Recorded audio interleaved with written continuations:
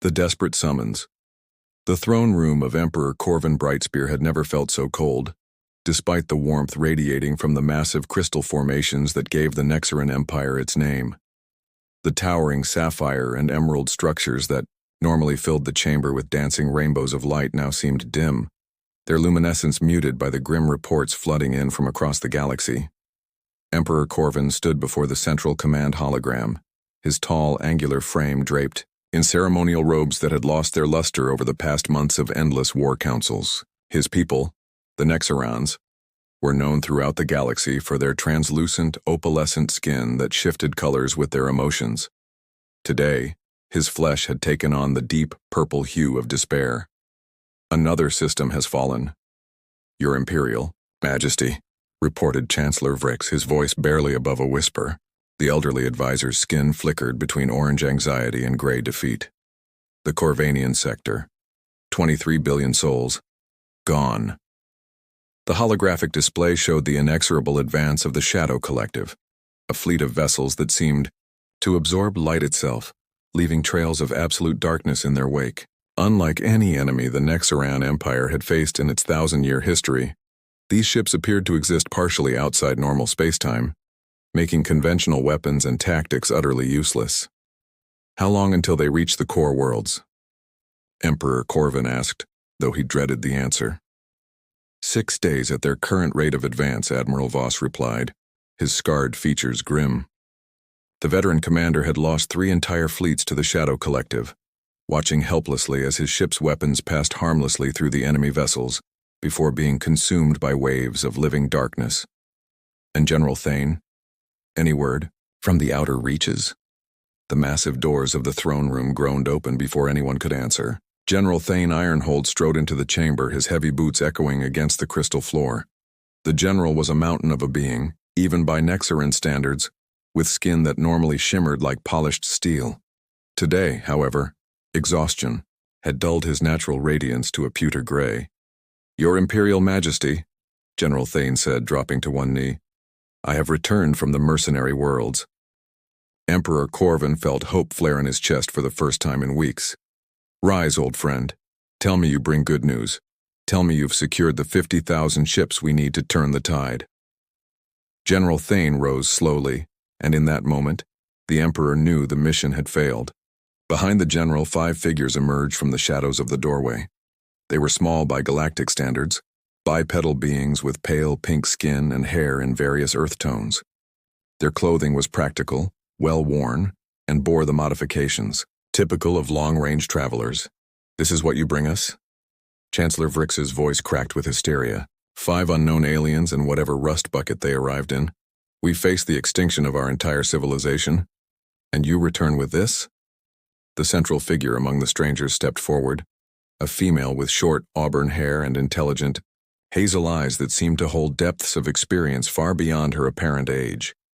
She wore what appeared to be a captain's insignia on her dark blue jacket. Your Imperial Majesty, she said, her voice calm despite the chaos of emotion radiating from every Nexaran in the room. I am Captain Zara Nightwind. We understand your disappointment, but I assure you— Disappointment? Admiral Voss interrupted, his skin flashing angry red. We sent our finest general to recruit an army. He returns with 5 beings whose species we've never encountered. The Shadow Collective has consumed 14 star systems in 4 months. They'll be here in less than a week. A male human with gray-streaked hair and piercing blue eyes stepped forward. With respect, Admiral, you asked for fighters capable of stopping an enemy that your conventional forces cannot touch. We are those fighters. You are 5 individuals, Chancellor Vrix sputtered. The Shadow Collective's vanguard alone consists of over 200 vessels. The third human, a woman with short black hair and scientific insignia on her jacket, approached the central holographic display. Dr. Marcus Blackstone, she introduced herself. May I examine your tactical data? Absolutely not, Admiral Voss snapped. Military intelligence is classified. Let her look, Emperor Corvin said quietly. Something about these strangers intrigued him.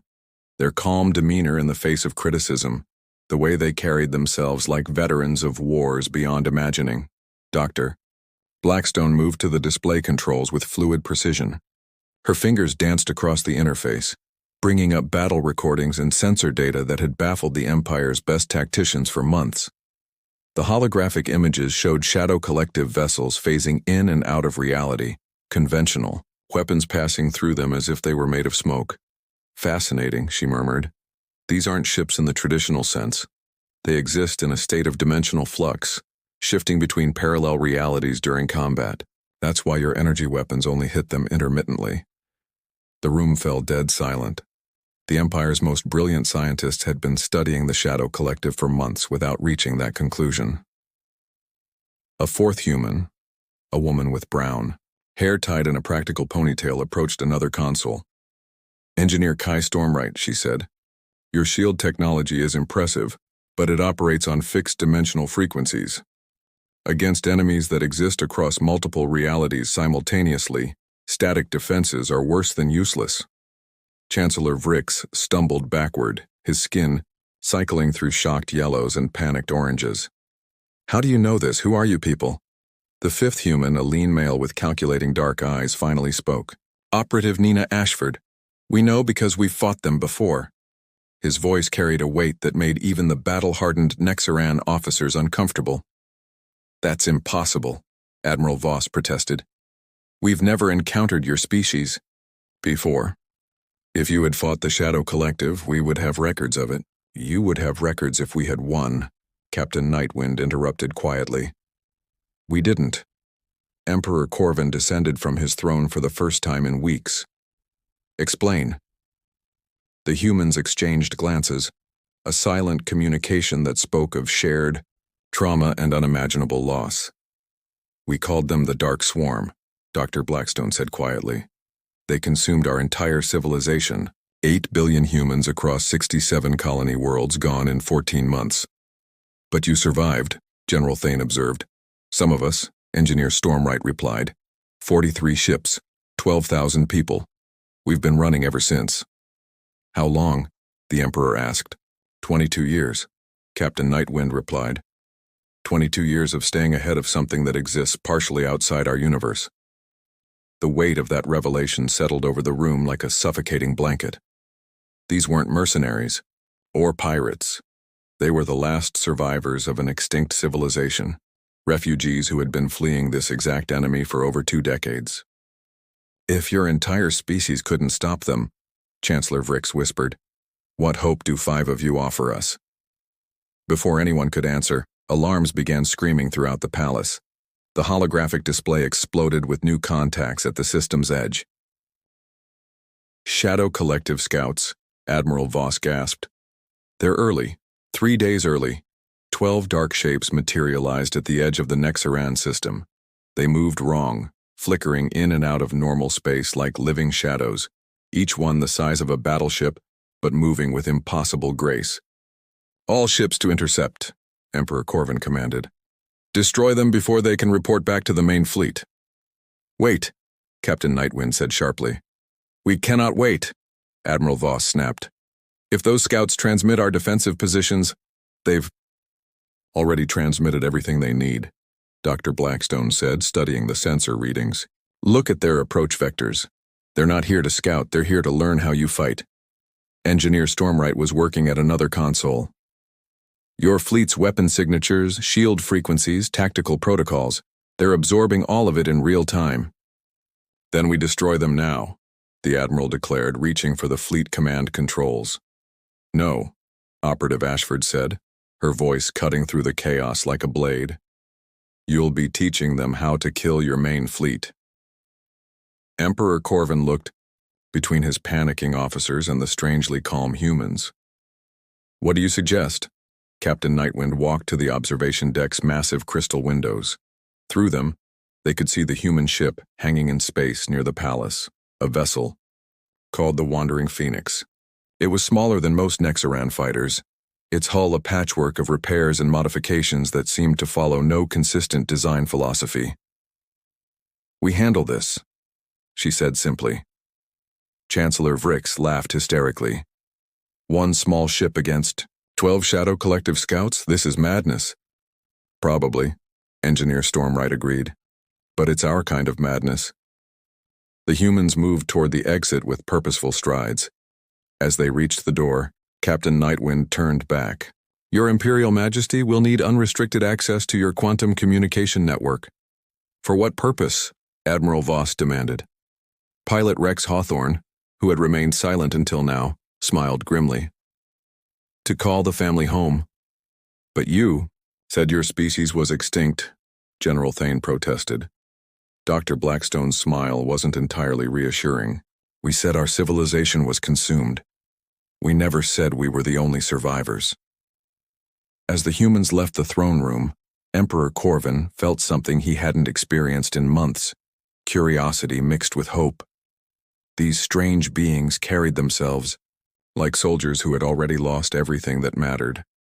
There was a freedom in their movements, a terrible purpose that spoke of people who had nothing left to lose except the lives of those they chose to protect. Through the crystal windows, they watched the wandering Phoenix detach from its docking clamp. The ship moved wrong. Just like the Shadow Collective scouts, it flickered and phased, existing in multiple locations simultaneously before settling into a course that should have been impossible given its apparent engine configuration. What, have you brought us, old friend? Emperor Corvin whispered to General Thane. The general watched the human ship approach the Shadow Collective scouts with something that might have been wonder. I think, he said slowly, I may have brought us a miracle. When hope dies, legends are born. The wandering Phoenix moved through space like a wraith dancing between dimensions. On the palace observation deck, Emperor Corvin and his war council watched in stunned silence as the small human ship engaged. 12 Shadow Collective scouts simultaneously. This defies every law of physics we understand, Chancellor Vrix whispered, his skin cycling through impossible shades of bewildered blue. No single vessel can fight 12 enemies at once. The tactical display showed something that challenged reality itself. The wandering Phoenix appeared to exist in multiple locations simultaneously, each phantom image firing different weapons that shouldn't have been able to coexist on the same vessel. Plasma cannons that fired dimensional rifts, energy beams that bent space-time, and projectiles that seemed to exist in the past, present, and future all at once. Admiral? General Thane called out, his voice tight with disbelief. Are you reading these sensor signatures? Admiral Voss stared at his instruments with mounting amazement. The human ship is generating quantum interference patterns I've never seen before. It's not just moving fast, it's moving through folded reality itself. On the display, 3 Shadow Collective scouts suddenly imploded, their dark hulls collapsing into points of brilliant light before vanishing entirely. The remaining 9 scouts began to retreat, their usual adaptive behavior failing against an enemy that seemed to exist outside the normal laws of warfare. They're running, Dr. Zephys, the Empire's chief scientist, breathed in amazement. The Shadow Collective never runs. Emperor Corvin activated the communication system. Captain Nightwind, this is Emperor Corvin. What is your status? Zara's voice crackled through the speakers, distorted by dimensional interference. Scouts neutralized your Imperial Majesty. But we have a bigger problem. The holographic display suddenly expanded, showing the edge of the star system. What they saw made every person in the room step backward in horror. The main Shadow Collective. Armada was arriving, not in 6 days as predicted, but now. Hundreds of massive dark ships materialized from whatever dimension they called home, each one larger than the Nexaran Empire's greatest dreadnoughts. How many? Emperor Corvin asked, though he dreaded the answer. 637 capital ships, Dr. Blackstone's voice replied through the comm. Plus supporting vessels. They're not here to probe your defenses anymore. This is total annihilation. Admiral Voss was already issuing orders. All fleets to defensive positions. Activate the planetary shields. Scramble every fighter we have. It won't be enough. Engineer Stormwright's voice cut through the chaos. Your conventional forces can't touch them. We've run the calculations, the math is absolute. Then what do you suggest? Emperor Corvin demanded. There was a pause before Captain Nightwind responded. We're going to do something that should be impossible. Rex, initiate the Phoenix protocol. Phoenix, protocol activated, came Pilot Hawthorne's voice. All stations prepare for dimensional cascade. Through the crystal windows, they watched the wandering Phoenix begin to change. The ship's hull started to shimmer and split, not physically, but across multiple realities. Soon there weren't one, but dozens of identical vessels, each existing in a slightly different quantum state. Fascinating, Dr. Zephys whispered. They're creating stable probability echoes of their own ship. But that wasn't the most shocking development. Throughout the Nexaran system, space began to ripple. New contacts appeared on the sensors, dozens then hundreds of human vessels, each as patched and modified as the wandering Phoenix. They materialized from hidden fold space pockets, from the shadows of asteroids, from dimensional hideaways that had kept them concealed for decades. By the Crystal Throne, Chancellor Vrix gasped. How many of them are there? Captain Nightwind's voice came through the communication system, now broadcasted on all frequencies. Attention all Nexaran forces. This is Captain Zara Nightwind of the Human Remnant Fleet. We are assuming command of this engagement. All Imperial vessels fall back to secondary defensive positions and await further orders. You cannot assume command of our fleet, Admiral Voss protested. Admiral, came a new voice, older, carrying the weight of absolute authority. This is Fleet Admiral Chen Stormhawk of the Human Remnant. Captain Nightwind has operational command, but I'll make this simple for you. Follow our lead or watch your empire die. Those are your only choices. Emperor Corvin looked at the tactical display. Where there had been 5 humans in a single ship, now there were over 300 human vessels arranged in a complex formation that seemed to extend into dimensions the Nexaran sensors couldn't fully detect. General Thane, the Emperor said, quietly. How many survivors did they tell us escaped their homeworld? 12,000, Your Majesty. And how many ships? 43. Emperor Corvin studied the display. I count over 300 vessels. Either they've been very busy, or they weren't entirely truthful about being the only survivors. The Shadow Collective Armada had formed into their standard annihilation formation, a massive sphere of dark ships that would systematically consume everything in the system. But as they moved forward, the human fleet did something unprecedented. Instead of forming traditional battle lines, the human ships began to dance. There was no other word for it. Each vessel moved in complex patterns that seemed choreographed across multiple dimensions. They phased in and out of reality, appeared behind enemy ships before their weapons fired, and seemed to coordinate attacks across space and time simultaneously. Dr. Blackstone, Emperor Corvin called over the communications. Explain what we're seeing. 22 years of evolution, Your Imperial Majesty, came the reply. When you lose everything, your world, your civilization, your future, you either die or you adapt beyond recognition. We chose to adapt. The first wave of Shadow Collective ships fired their reality-disrupting weapons. The beams should have erased anything they touched from existence. Instead, they passed harmlessly through empty space where human ships had been moments before, only to find those same vessels firing back from impossible angles. We learned to fight monsters by becoming something they couldn't understand, Operative Ashford's voice added. We exist in the spaces between dimensions now. We've learned to use their own nature against them. A massive Shadow Collective dreadnought, a ship the size of a small moon, suddenly began to tear itself apart. Not from weapons fire, but from within. Somehow, the humans had inserted something into its quantum structure that was unraveling, its dimensional cohesion. How? Admiral Voss whispered. We bored them, Pilot Hawthorne explained casually. Hard to fight an enemy that lives inside your own ship. The battle raged across multiple dimensions simultaneously. Nexaran sensors could only detect fragments of the engagement, glimpses of human fighters materializing inside Shadow Collective vessels, boarding parties that existed in quantum superposition, weapons that fired backwards through time to prevent enemy shots from ever being launched. This is beyond warfare, Dr. Zephys breathed. This is reality being rewritten in real time. Emperor Corvin watched as humanity's survivors, refugees who had spent over 2 decades perfecting the art of fighting the impossible, systematically dismantled an armada that should have been unstoppable. They didn't just defeat the Shadow Collective, they unmade them, unraveling their dimensional existence with surgical precision.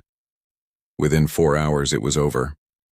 637 Shadow Collective capital ships had been reduced to scattered quantum particles. Not a single human vessel had been lost, though several flickered ominously between dimensions, their crews having pushed their modified technology to dangerous limits. "Your Imperial Majesty," Captain Nightwind's voice came through the comm, now tired but satisfied. "The immediate threat has been neutralized, however. This was only one armada. There will be others." Emperor Corvin found his voice. "How many of you are there?" "Really?" There was a long pause before Fleet Admiral Stormhawk answered.